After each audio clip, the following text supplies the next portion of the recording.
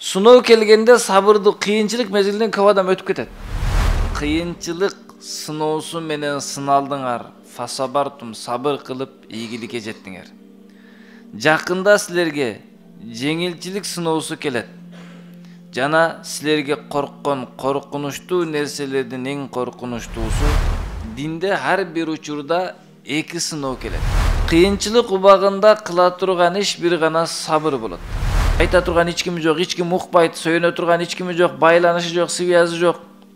Анан не кылат? Аллах дейт. Акачан жеңилчилик келип, байлыгы көбөйүп же тааныштары көбөйгөндө алло дейт да. Аллага кайрылбай калат. Ошондуктан жакында жеңилчилик сыноонун да берип көрөт. Аллах Таала жокчулукту да берип көрөт, барчылыкты да берип көрөт. Барчылыкта көбөп кетпеш керек, алданып калбаш керек. Ал эми силерге эң чоң коркунучтуу нерсе Муаз радиаллаху айтат, динге келе турган сыноолорду айтып жатат. Сахаба радиаллаху анхуларга убтилитум бифитнати зарра, кыйынчылык сыноосу менен сыналдыңар, фасабартум, сабыр кылып ийгиликке жеттиңер. Жакында силерге жеңилчилик сыноосу келет.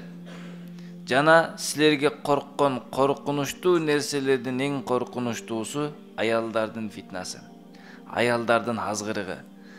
Качан алар алтын күмүш тагынганда, жука кийим кийип, Шамдын жука кийимдерин, Йемендин боелгон кийимдерин кийгенде, байларды чарчатып, кедейлерге таппай турган нерсесин жүктөп калат.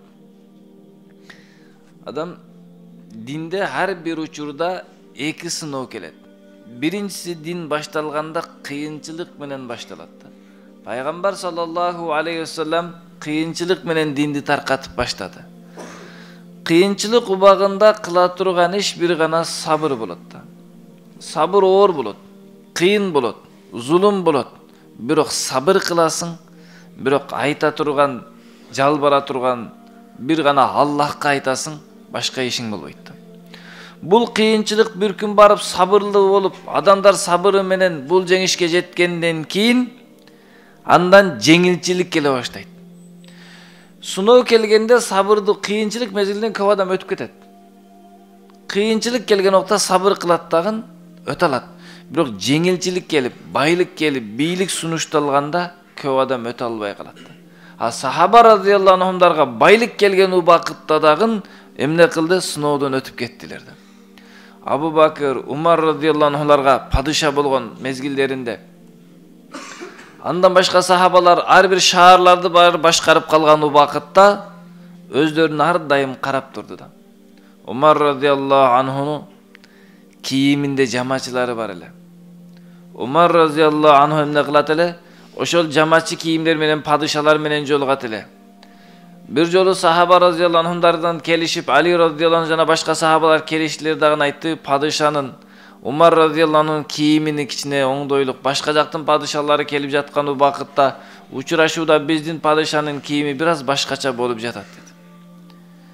Али радиаллаху анху айтты, туура пикир, оюңар жакшы эле, кылып койсо болот, бирок ким ушуну барып айта алат деди. Умар радиаллаху анху ушуну ким айта алат, ким барып айтса да таяк жейт дегендей кылды да. Дегенде пикир айтты, Айшени өз менен Хафсени өз барсын. Пайгамбар сам келинчектери, Хафсени өзүнүн кызы Уммахатул муъминдерге эч нерсе дей албайт деди. Айшени өз менен Хафсени өз барып сүйлөгөндө, "Эти силерди ким жөнөттү?" деди. "Силер муну айта албайсыңар" деди. Аял заторго бир нерсени ойлонуп, ушундай кылсам мындай болот деп чыгарбайт. Ага акылы жетпейт. Китеп окуй алат. Бирок аял затын акылы ушундай иштейт да, ушундай нерсе керек дейт. Неге десе каалап атам дейт, болду. Ушундай нерсе алып бер дейт. Неге десе паланчада да бар экен дейт. Ушунча эле иштейт анын акылычы. Мындай кылсам мындай пайда болот, мындай кылсам мындай зыян болотко баш жетпейт. Умар радиаллаху анху таба айбилүү алдыга айтты, "Ким жөнөттү силерди?" деп айтканда, "Эгерде сен аларды капа кылбасаң биз айтат болчубуз" дегенде сурай баштады. Хафса, Пайгамбар сам үйүндө эмне бар эле? Пайгамбар сам үйүндө канча төшөгү бар эле, эмнеси бар эле депчи. "Мен Пайгамбар сам менен Абу Бакирди ээрчип баратам. Ушул бойдон артынан бара турган болсом жетем. Эгер мен силер айткандар кийимди өзгөртүп баштасам, анда мен жете албай калам" деп айтты. Ошол үчүн ар бир сахаба өзүнү байлык келген убакытта да карап турат эле да, мен өзгөрүп кетпедимби? Мен башка болуп кетпедимби депчи. Ошол үчүн урматтуу бир туугандар, кыйынчылык мезгилде адам кайра бекем болуп дуа кылат. Сөй айта турган эч кими жок, эч ким укпайт, сөйнө турган эч кими жок, байланышы жок, связы жок. Анан не кылат? Аллах, Аллах дейт. Акачан жеңилчилик келип, байлыгы көбөйүп же тааныштары көбөйгөндө алло дейт да. Аллага кайрылбай калат. Ошондуктан жакында жеңилчилик сыноогунда берип көрөт. Аллах Таала жокчулукту да берип көрөт, барчылыкты да берип көрөт. Барчылыкта көбөп кетпеш керек, алданып калбаш керек. Ал эми силерге эң чоң коркунучтуу нерсе аялдар алтын күмүш тагынып, жука кийимдерди, боелгон мода кийимдерди кийип калган мезгилде аялдардын кийим менен жарышы башталат. Ошол убакта байларды да чарчатат. Бай адамдар да чарчап калат. Аялдын каалоосун бүтүрө албайт. Жок, аял деген каалоосу бүтпөй турганда, ошол үчүн жаннатта эркектин кийимини көтөрүп жүргөн кызматчылар айтылган эмес да, аялдын кийимин көтөрүп жүргөн кызматчылар айтылган да. Бир аялдын кийимини 70 миң хур кыз көтөрүп жүрөт деп айтат да. Ал ошондон айтат, көйнөгүм жакшы эле экен депчи. Бүгүн не кылат? Тойбойт. Бир көйнөктү алып берсеңиз, эртең модасын чыгарып коет да, рекламадан көрүлөт, аны алат да. Ал бир жолу кийгенден кийин жакпай калат. Андан башканы таап алат. Мына ушинтип байларды чарчатат. Ал эми колунда жок бечараларды эмне кылат?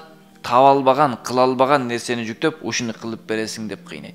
Албетте бул аял затыга эгер туура түшүнүп, дин берип, аларды жаннат менен кызыктырып койбосо ушундай кылат. А эгерде жаннат менен кызыктырып койсо, анда сахабалардын аялдары да кылат.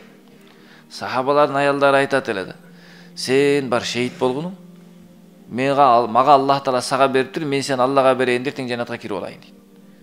Балдарын айтат эле, бар Алла жолунда болгула, эртең кыяматта шейиттердин апасы деп чакырылайын. Сахабаларды үйдө уктатпай кыйнайт эле. Бар пайгамбар саллаллаху алейхи вассалам бир хадис угуп келчи, бир нерсе кылып келчи депчи. Эмне баян болду, эмне де болду, хадис айтты, пайгамбар саллаллаху эмне деген аят түштү депчи.